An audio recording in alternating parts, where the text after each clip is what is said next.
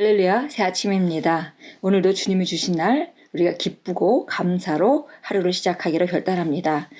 우리가 우리 자신의 위치, 그리스도 안에서 내가 누구인지, 내가 무엇을 가지고 있는지, 무엇을 할 수 있는지를 정확하게 명확하게 하는 것만큼 우리를 강력하게 하는 것은 없습니다.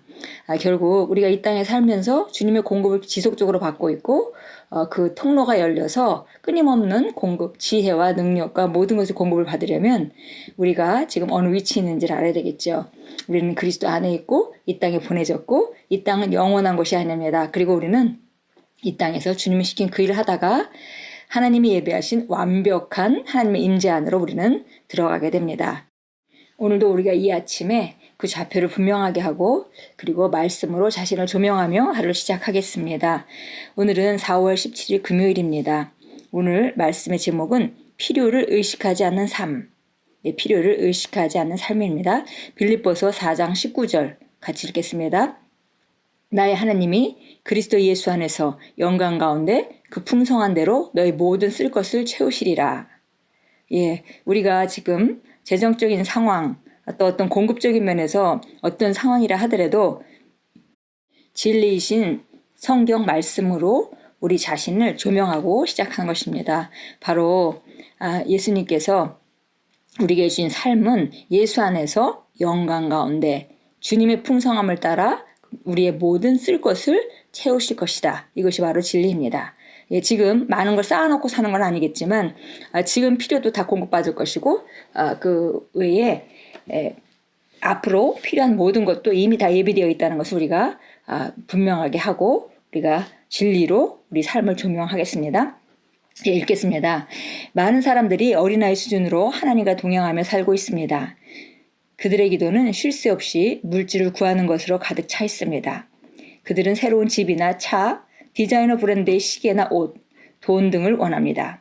그러나 하나님의 최고의 계획은 그러한 물질적인 것들이 아니라 그분의 말씀을 당신의 영 안에 주는 것입니다. 하나님의 말씀이 당신의 삶에서 가장 중요하기 때문입니다. 당신은 이렇게 물을 수도 있습니다. 그렇지만 하나님이 필요한 것은 무엇이든지 구해야 한다고 하지 않으셨습니까? 그 성경 구절은 이렇게 말합니다. 구하라, 그리하면 너에게 주실 것이요. 구하는 이마다 받을 것이요. 진실로 이 구절은 예수님이 하신 말씀입니다. 그러나 먼저 당신은 성경을 공부하면서 이 구절은 특별히 속량사역 이전에 유대인 회중에게 하신 말씀이라는 것을 깨달아야 합니다. 이는 그리스도께서 교회에게 주신 메시지가 아닙니다. 이 구절은 영적으로 성숙한 자들을 위한 것이 아니라 어린 그리스도인을 축복하는 메시지라는 것을 이해해야 합니다. 바울은 이렇게 말했습니다. 내가 어렸을 때에는 말하는 것이 어린아이와 같고 깨닫는 것이 어린아이와 같고 생각하는 것이 어린아이와 같다가 장성한 사람이 되어서는 어린아이를 버렸노라. 구하라 그리하면 너에게 주실 것이요. 는 어린아이를 위한 말씀입니다. 당신이 성장하게 되면 만물이 다 당신의 것이라는 것을 이해하게 됩니다. 하나님에 대한 지식 안에서 자라면서 당신은 하나님이 생명과 경건에 속한 모든 것을 이미 당신에게 주셨다는 것을 발견하게 될 것입니다. 당신의 필요는 이미 그분의 공급 시스템 안에 있으므로 당신은 더 이상 하나님께 구할 것이 없습니다. 우리가 예수님이 한 마태복음 7장 7절부터 8절에 구하라 그리하면 너에게 주실 것이요 이렇게 말씀하신 그런 구절에 의해서 그래도 우리가 필요한 것을 구해야 되지 않는가 이렇게 생각하게 되는데 바로 그 배경은 예수님이 이 모든 속량 사역을 또 우리를 거듭나게 하시는 그런 새로운 피조물로 태어나게 하는 그런 일이 있기 전에 예수님이 이 땅에 계실 때에 그 제자들과 또 사람들에게 그 당시에 그 속량받지 않은 사람들에게 하신 말씀이라고 말하고 있고요. 여전히 이런 일은 예수님을 영접하고 그리스도인이 됐다 하더라도 영적으로 어린아이들은 아직 하나님의 말씀을 이해하지 못했기 때문에 이렇게 구하고 받고 이런 수준에 살 수밖에 없죠. 그래서 우리가 더 성장하게 되면 바로 고린도전서 3장 21절 말씀과 같이 이 모든 것이 이 세상 만물이 그리스도의 것이고 우리가 그리스도 안에 공동 상속자로 있기 때문에 그것이 우리 것이라는 것을 깨닫게 된다라고 말씀했습니다. 필요는 이미 그분의 공급 시스템 안에 이미 예비되어 있고 이미 확정되어 있습니다. 계속 읽겠습니다. 예수님에 대해 읽어보십시오. 그분은 필요나 결핍에 대한 의식이 없으셨습니다. 그분은 아버지께 그 무엇도 구할 필요가 없으셨습니다. 필요를 의식하지 않는 이치라니 얼마나 대단합니까? 고린도전서 1장 9절에서 바울은 직접적으로 말했습니다. 너희를 그의 아들 예수 그리스도 우리 주의 교제 안으로 부르신 하나님께서는 신실하시도다. 이는 우리가 우주를 다스리는 분과의 하나됨, 파트너십, 가족으로의 연합 안으로 들어갔다는 의미입니다. 이 구절이 사실이라면 당신이 세상에서 필요로 하는 것은 무엇이 있겠습니까? 만물이 그분의 것이며 당신에게 속했습니다. 당신은 그분의 상속자이기 때문입니다. 하나님을 찬양합니다. 우리 최고의 모델은 예수님이신데요. 예수님이 이 땅에 어떻게 사셨는지, 또 이 땅에 어떤 위치에 계시는지 이것을 이해할 때 바로 우리가 그 위치에 있어야 마땅한 것이죠. 그런데 예수님께서는 이 땅에 계실 때에도 어떤 것도 결핍을 느끼지 못하셨습니다. 그래서 필요하면 명령하셨고 또 예수님이 말씀하시면 그대로 이루어졌고 그래서 완전히 삶을 다스리고 사셨죠. 바로 우리도 우주를 다스리시는 분과의 하나됨과 또 가족의 연합 안으로 들어왔기 때문에 우리도 똑같이 예수님이 이 땅에 어떠하셨듯이 또 그리고 지금 어떠하시듯이 우리도 그 위치에서 우리를 인식하고 살아갑니다. 그래서 우리가 공동 상속자가 됐다는 것, 그것은 바로 예수님의 모든 것이 나의 것이기도 하다라는 그런 그 계시죠. 그래서 우리가 먼저 참고성경 고린도전서 3장 21절, 22절 잘 아는 말씀이지만 찾아서 보도록 하겠습니다. 고린도전서 3장 21절, 22절입니다. 그러므로 아무도 사람들 가운데 자랑하지 말라. 이는 모든 것이 너희 것이기 때문이라. 바울이나 아볼로나 게바나 세상이나 생명이나 죽음이나 현재의 것이나 장래의 것이나 모든 것이 너희의 것이요 너희는 그리스도의 것이요 그리스도는 하나님의 것이로다.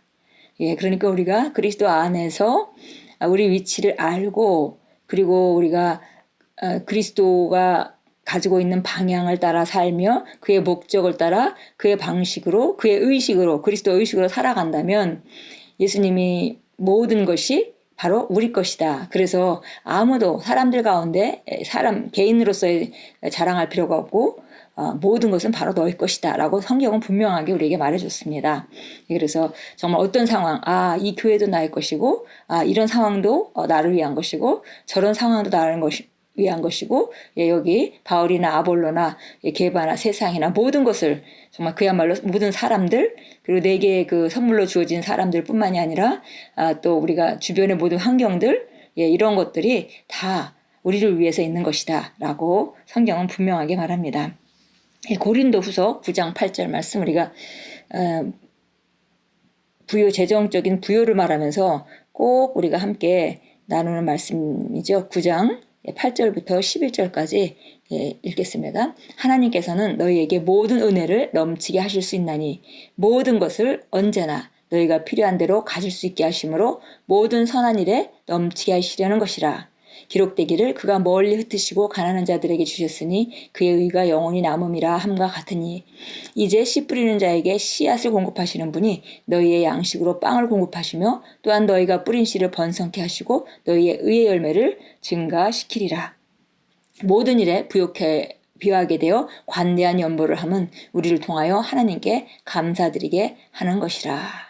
그래서 보니까 하나님께서는 너희 모든 은혜를 넘치게 하실 수 있느니 모든 것을 언제나 너희가 필요한 대로 가질 수 있게 하심으로 모든 선한 일에 넘치게 하시려는 것이라. 그래서 우리가 부요를 말하면서 알아야 되는 것은 우리가 그 세상적인 부의 개념, 뭔가 많이 쌓아놓고 또 뭐 그 집이 몇 채씩 있고 그래야 부요한 것이다 이런 개념을 떠나서 성경적인 부요는 우리가 모든 선한 일을 넘치게 하는데 필요한 대로 모든 것을 부족함이 없이 늘 공급하시는 주님 안에 있는 것, 그것을 말합니다. 물론 이렇게 하나님과 동행하는 삶을 오래 살다 보면 구약의 모든 선인들도 많은 재산을 갖게 되었습니다. 그래서 그것은 결과적으로 나타나는 일이지만 그렇게 쌓아놓고 사는 것 자체가 부요라고 이해하면 안 되겠습니다. 먼저는 내 필요를 정말 지금 내가 살아가는데 필요한 모든 것을 공급받고 있으면 나는 부유한 자로서 자신을 인식하면서 시작할 수 있겠고요. 그러나 만약에 앞으로 우리 아이들이 자라고 해서 더 많은 재정적인 필요가 있다면 그때는 더 큰 공급을 하나님이 가지고 계시다는 걸 우리가 믿는 것이죠. 그리고 그 지점에 가서 그것을 만나게 될 것입니다. 그렇게 하루하루 살다 보면 우리 자연스럽게 우리 가진 것이 쌓여가는 것, 그것은 그 자연스러운 일입니다. 그래서 우리가 부여에 대한 개념을 바로 가져야 되겠습니다. 베드로서 1장 3절입니다. 그의 신성의 능력이 생명과 경건에 속한 모든 것을 우리에게 주심에 따라 그에 관한 지식으로 말미암아 우리를 영광과 덕에 이르도록 부르셨으니. 그래서 그의 생명과 경건에 속한 모든 것을 우리에게 주셨고 그것에 대한 지식이 있으므로 이 부요가 나의 것이라는 것을 아는 지식으로 말미암아 우리가 그 영광과 덕에 이르게 됩니다. 기도하겠습니다. 사랑하는 아버지, 교제의 기쁨과 유익을 누리게 해주시고 나의 눈을 열어 그리스도 예수의 영광의 풍성함을 따라 나의 모든 필요를 넘치도록 공급하신다는 진리를 알게 해주셔서 감사드립니다. 나는 말씀에 집중합니다. 말씀이 나의 공급원입니다. 나는 당신의 상속자이기 때문에 당신에게 속한 모든 것이 내게 속합니다. 예수 이름으로 기도합니다. 아멘. 항상 우리가 어떤 물질을 구하기보다 하나님의 그 약속의 말씀을 우리 심령에 잘 심는다면 그것이 모든 것을 불러올 수 있는 가장 정확한 진리이고 그 진리로 말미암아 우리 삶이 변하게 되는 것입니다. 오늘도 우리가 필요를 의식하지 않는 삶, 미래를 미리 생각하면서 앞으로 이것도 필요할 텐데 저것도 필요할 텐데 이렇게 접근하는 방식을 내려놓으시고 정말 하나님께서 내게 그 영광 가운데 그 풍성한 대로 모든 쓸 것을 채우시는 분이다. 그리고 언제든지 주님이 나를 위해서 예비하고 계시다. 이렇게 우리가 거기서부터 시작한다면 우리의 그 필요를 모두 공급하시는 하나님을 매일매일 경험하게 될 것입니다. 오늘도 신실하신 주님을 찬양하시고 그리고 계속 어떤 필요가 느껴질 때 이미 예비하셨고 또 예비되어 있다는 그런 확신 가운데 생각하시고 말하시고 선포하시며 재정 분야에 그 아름다운 하나님이 주신 유업을 누리시는 귀한 하루로 만들어 가십시오. 주님께서 우리에게 최고의 삶을 주셨습니다.